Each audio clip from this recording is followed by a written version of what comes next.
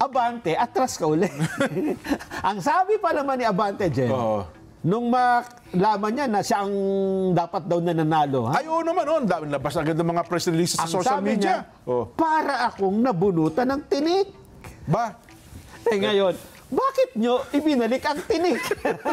Para niyang bumaon ng isang metro ang tinik. Pero teka lang, kasi ang congressman, wala kang succession. Wala. Hindi gaya ng governor, may vice governor, etc. etc.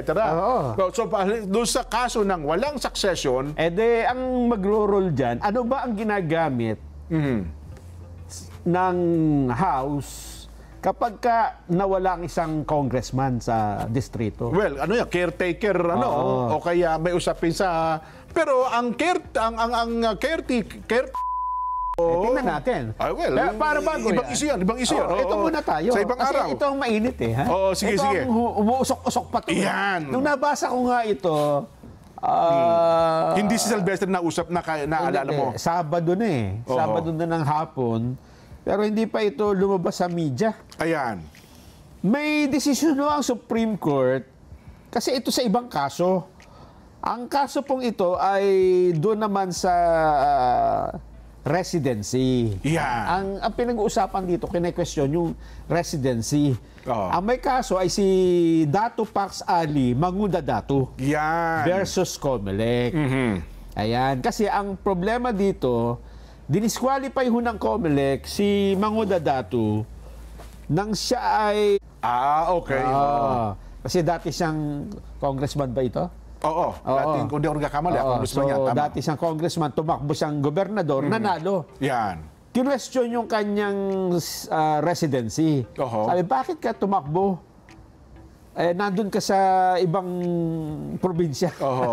Kaya ka nga representante nila doon So, hindi dapat natapos yung ang sabi niya, hindi, lumipat ako nung habang congressman ako Hindi daw po pwede yun. Kasi habang ikaw ay nanunungkulan, ang residency mo ay mananatili doon sa dapat yung distrito na nire-represent mo.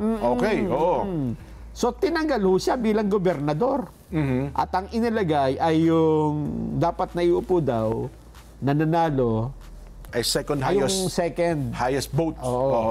Yung may pangalawang pinakamataas na boto na nakalaban niya sa pagiging gobernador. Dito nagdesisyon ng Supreme Court. Ayun. Ang desisyon ng Supreme Court dito, dalawang bagay. Una ay tungkol sa residency. Ang sabi nila, tama yung desisyon ng Comelec.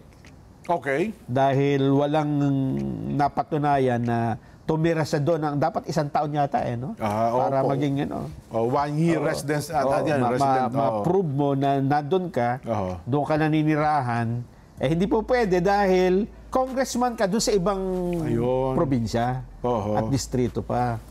Parang ganyan din yung kaso ni Marcy Chodoro, di ba, sa Marikina. Kaya maraming nagkaka-interest sa issue na yan.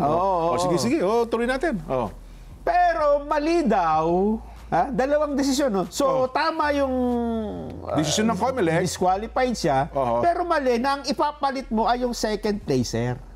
Ayun! Kasi siya yung naupo na proklama na, nag-assume na ng office, therefore, nung siya ay i-disqualify, nakaupo na siya, dapat daw ang idedeklara ay merong permanent vacancy na bakante yung upuan.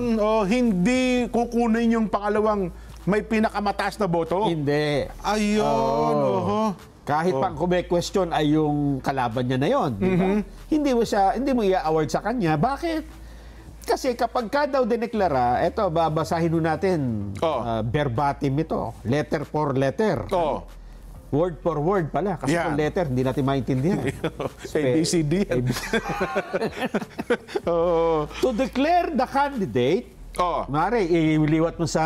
Sige, sa abot ng ating makakaya. To declare the candidate, para madeklara ang isang kandidato who received the second highest number of votes as the winner, na ang may pinakamataas na bilang ng nakuhang boto para... Second siya, pangalawa. Second, na may pinakamataas na nakuhang boto para deklarang nanalo is to subvert the will of the electorate. Ano yung subvert? Parang lumalabag, sinagkaan mo yung kagustuhan ng mga botante. And effectively impose a loser upon the people. Ayun, parang itinatalaga mo yung talunan. Oo, sa kagustuhan ng mga botante. Sasabihin mo, hindi, ito ang... Itong talunan. Itong talunan ang nanalo. Parang ganon. Okay. Our Republican democracy is founded on the principle that the choice of the people must be respected. Ayun. To allow a second placer para payagan na yung pangalawang pinakamataas na boto to automatically assume office in such circumstances has no basis in law. Walang batayan sa batas na paupuin. And runs counter to this fundamental tenet. Ayun. Labag na sa batas. Umaano pa, sumasalungat pa. Sa kagustuhan ng mga botante ng mamamayan. Ito, anong gagawin kapag merong ganyan na halimbawa ay nanalo, naproklama. Tapos ay hindi naman pala dapat na pinagagang tumakbo. Gaya halimbawa sa Kongreso sapagkat wala namang vice congressman. Ito, diba? ang sabi, ha?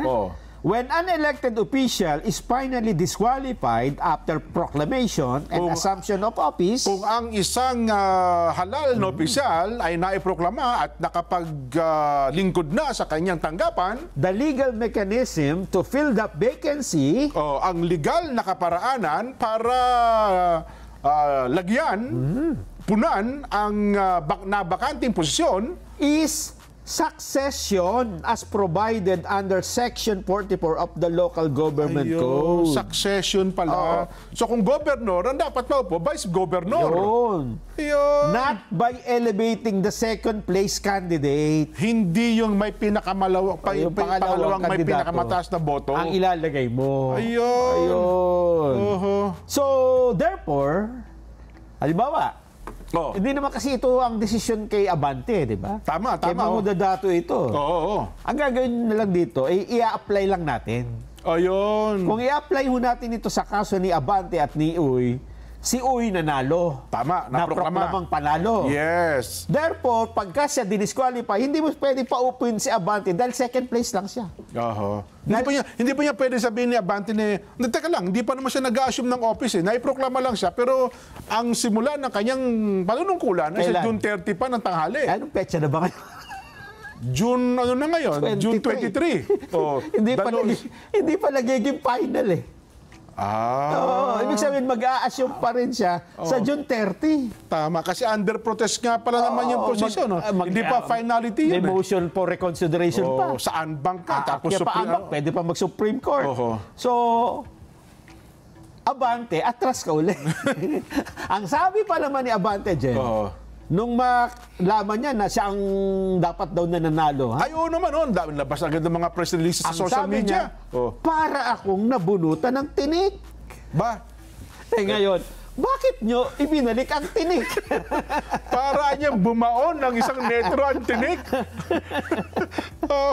Pero teka lang, kasi ang congressman, wala kang succession. Wala. Hindi gaya ng governor, may vice governor, etc.